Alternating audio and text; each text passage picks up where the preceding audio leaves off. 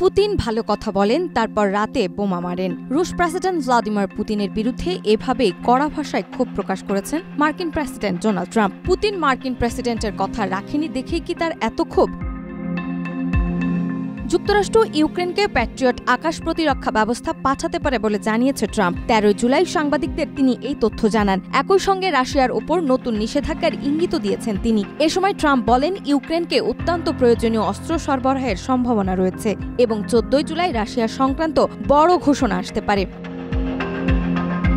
প্রতিবেদন অনুযায়ী এই সময় কূটনৈতিক টানাপোড়েনের মধ্যেই যুক্তরাষ্ট্রের বিশেষ দূত ইউক্রেনে সফর শুরু করেছেন এবং ওয়াশিংটনে ন্যাটো মহাসচিব মার্কো রুটের সাথে বৈঠকে বসার কথা রয়েছে ট্রাম্পের।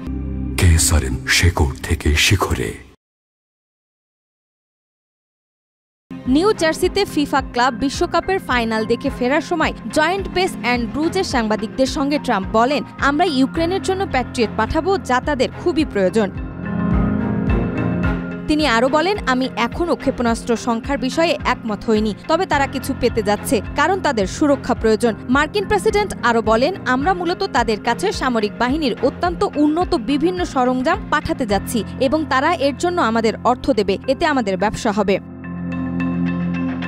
রুশ প্রেসিডেন্টের ওপর নিজের হতাশার কথা জানিয়ে ট্রাম্প বলেন, পুতিন সত্যিই অনেক মানুষকে অবাক করে দিয়েছে। তিনি সুন্দর কথা বলেন এবং রাতে সবাইকে বোমা মারেন। ট্রাম্পের সর্বশেষ কথায় বোঝা যায় তিনি রুশ প্রেসিডেন্ট পুতিনের ওপর বেশ বিরক্ত।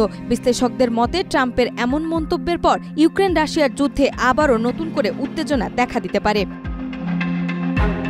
নাজমা, মাই টিভি।